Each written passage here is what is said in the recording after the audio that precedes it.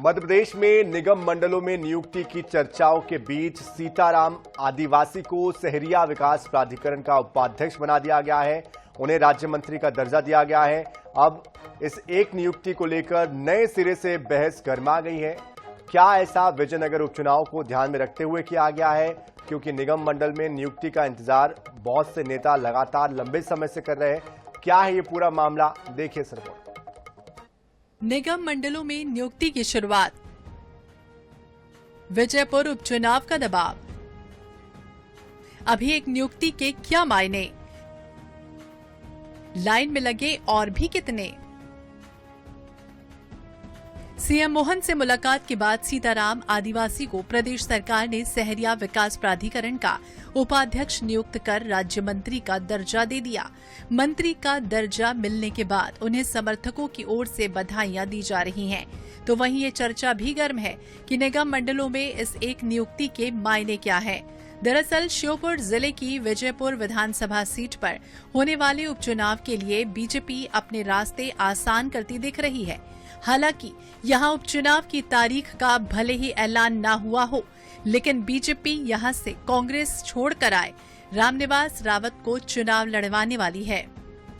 उनके सामने सीताराम आदिवासी बड़ी चुनौती थे, लेकिन बीजेपी सरकार ने सीताराम आदिवासी को राज्य मंत्री का दर्जा दे दिया है, जिससे रामनिवास रावत ने अब राहत की सांस ली है।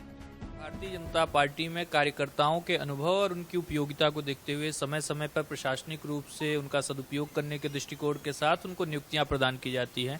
सहरिया विकास बोर्ड में सीताराम आदिवासी जी को उपाध्यक्ष बनाया गया। पार्टी के एक वरिष्ठ नेता हैं और उस समाज के कल्याण के लिए जो उनका विजन है उसका प्रयोग पार्टी करना चाहती है और उसी उद्देश्य के साथ उनको पद दिया गया है। भारतीय जनता पार्टी में समयानुसार इस प्रकार की गतिविधियां चलती रहती हैं, जहां पर महत्वपूर्ण कार्यकर्ताओं के अनुभव का लाभ लेने के दृष्टिकोण से इस प्रकार के निर्णय लिए जाते हैं।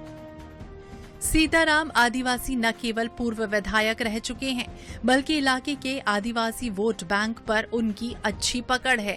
इसलिए बीजेपी में रामनिवास रावत के जाने के बाद कांग्रेस की कोशिश थी कि वो उनके सामने विजयपुर से सीताराम आदिवासी को टिकट दें, लेकिन लगता है कि सीताराम के राज्य मंत्री दर्जा प्राप्त होते ही कांग्रेस की मुश्किलें यहां होने वाले उपचुनाव में बढ़ गई हैं।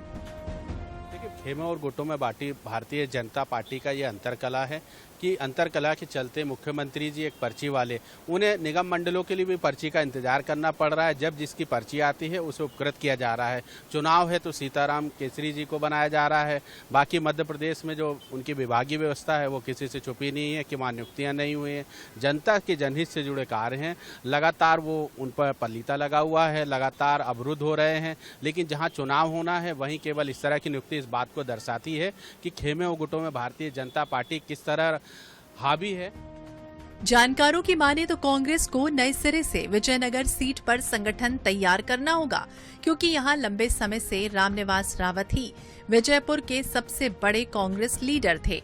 ऐसे में कांग्रेस के संगठन में ज्यादातर पदाधिकारी उनके करीबी और समर्थक ही पदों पर काबिज थे। अब तो बीजेपी ने सीताराम आदिवासी को भी निगम मंडल में पद देकर संतुष्ट कर दिया है।